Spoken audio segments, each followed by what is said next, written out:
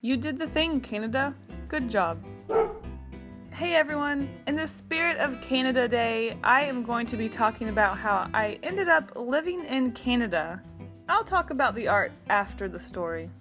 Let me take you all the way back to 2003. I know what some of you are thinking. You weren't even born yet, which, whew, wow. But just stick with me. I was but a wee teenager, and the game The Legend of Zelda Wind Waker was coming out. And I was excited. Nintendo had announced that they were releasing a Zelda forum for all of you little dorks to go discuss Zelda on. Oh boy, did I sign up fast. Much like today, I was a recluse. I didn't go out much, I have no friends. Hey, that's cool though, it just means I have more time to work on my art, right? Who needs friends? Huh. On these forums, I met a lot of friends that I actually still have today. And I married one. Whoops.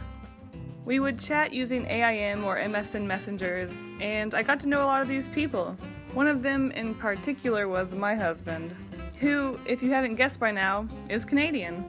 So we talked a lot throughout the years, and when we started to go to college, we started to talk even more because I guess we just had more access to computers and we didn't go out much, as usual. And we fell in love, I guess.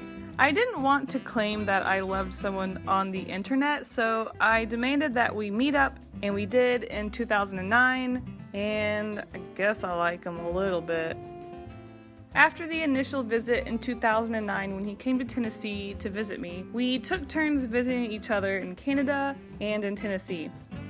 Eventually, both of us graduated from college and we were anxious to close the distance because long-distance relationships really suck. They're not fun and I wouldn't recommend it, but if you fall in love with someone and you can't help it, then good luck to ya. So in September of last year, I flew up to Canada where he surprised me in the airport and proposed. Aww. And we got married. It's not the most romantic reason to get married, to be able to sponsor your spouse in another country, but it's kind of necessary when you want to be together, so not romantic, but screw it, we're together, right?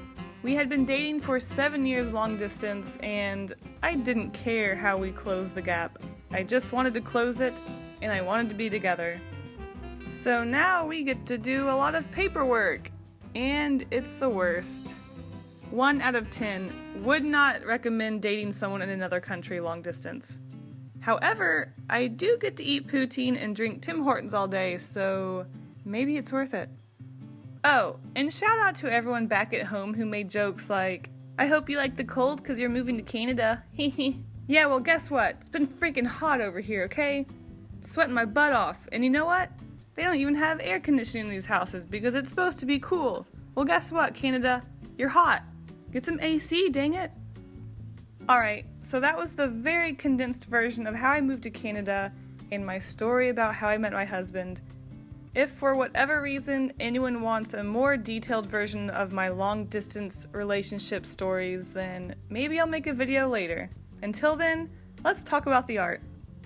As usual with these monthly cactus videos, I'm using the most garbage of watercolors and it pains me. It really does. They're the worst, but gosh darn do I not like consistency.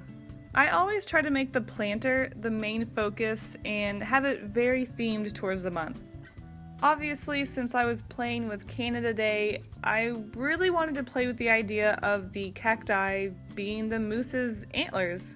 I played around with a couple of sketches of it just being the head, but the whole body was the cutest, and even though it's wonky, I think it turned out pretty gosh darn adorable.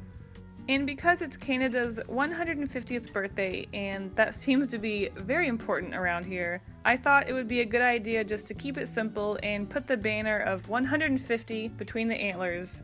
Simple and cute is always my goal with these cacti. But it still needed a little something sprinkled around the cacti, so I put little maple leaf flower things growing out of the cacti. These aren't supposed to make sense, these cacti, they're just for fun. and I thought the idea of maple leaves growing out around the cacti was a really funny idea, so I went with it. But now, I'm having some patriotic guilt, and I kind of feel like I need to make a 4th of July cacti as well, but these are kind of boring, so I'm kind of on the fence about it. Oh well. Thanks for watching, guys, and I will see you next time. Bye!